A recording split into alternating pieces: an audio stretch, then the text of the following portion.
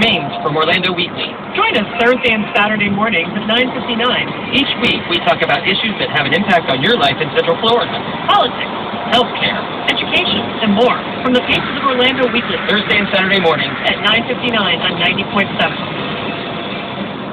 Support for WMFE comes from Consolidated Credit Counseling Services, helping consumers deal with life-altering credit, debt, and financial issues through credit counseling and debt management, getting consumers out of debt faster. More information at 1-800-639-1727 or on the web at 299help.org. This is Fresh Air. I'm Terry Gross, back with Bishop Leonard Blair of Toledo, Ohio. We're talking about the conflict between the Vatican and the Leadership Conference of Women Religious, which represents 80% of the nuns in the U.S. The Vatican ordered a doctrinal assessment of the group because of its positions on such issues as contraception, homosexuality, the right to life, and the ordination of women, which were not in compliance with the Church's teachings. Bishop Blair conducted the assessment for the Vatican's Office of the Doctrine of the Faith. The bishop is now assisting Archbishop Peter Sarton of Seattle in implementing a review process of the LCWR and bringing it into compliance with the Church's teachings. When we left off, we were talking about the meaning of obedience.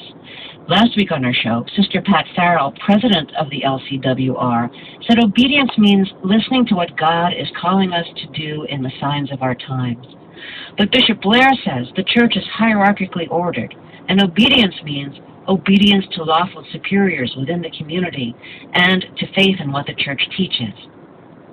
What Sister Pat said in response to a question about that was that she feels she is part of the Church. You know, that she may have her differences, but she is the Church. And she doesn't want to leave the Church, and she doesn't want the group to leave the Church. Just as she said, if you disagree with the government in America, you are still American. Well, let me emphasize that no bishop wants them to leave the Church either. And yes, they are part of the Church. That's why we're so very concerned about them. And about religious life in the Church, which is so important. But I don't think it's the same as government, political membership, because belonging to the Church is a matter of faith. It is the profession of faith. And, you know, we're baptized with a creed. We believe a creed, and we believe what our faith teaches. Now, if in conscience we come to no longer believe those things, well, then people sometimes will find a new church, or they'll even a new faith, and we have to respect the integrity of their conscience that that's what they chose to do.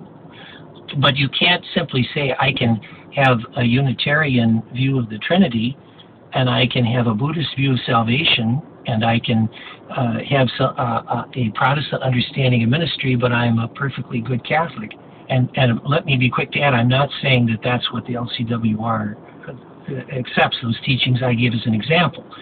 But even for rational coherence, not to mention the coherence of the faith itself, you can't just have your own opinions or have contradictory doctrines within the communion of the Church.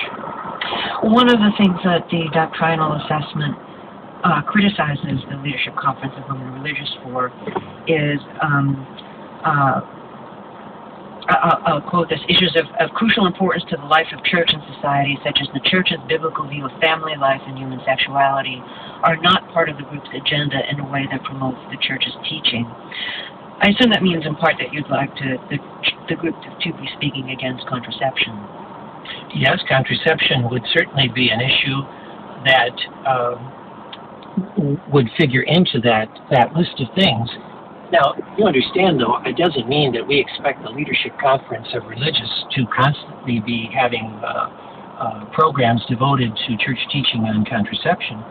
But we certainly would expect that over the years, and particularly since part of the organization's role is to provide enrichment and theological formation for their members, that this issue would come up in a positive way that explains the church teaching.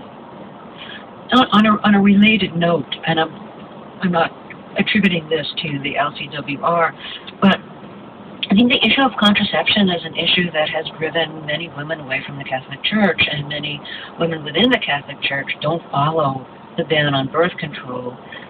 And I think it's fair to say many women are confounded by the idea that they have to follow the rules set by celibate men who have no idea what it means to be pregnant, who have no idea what it means to have to know that every sexual encounter with your husband might result in a pregnancy.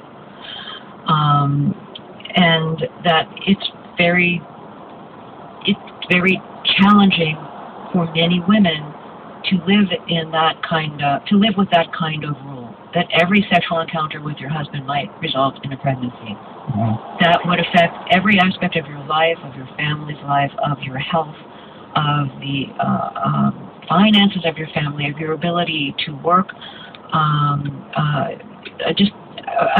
your ability of other children to maybe go to college, because there wouldn't be enough money if there were 9 children as opposed to 2 children. So in like every level, every sexual encounter has the potential of affecting your future.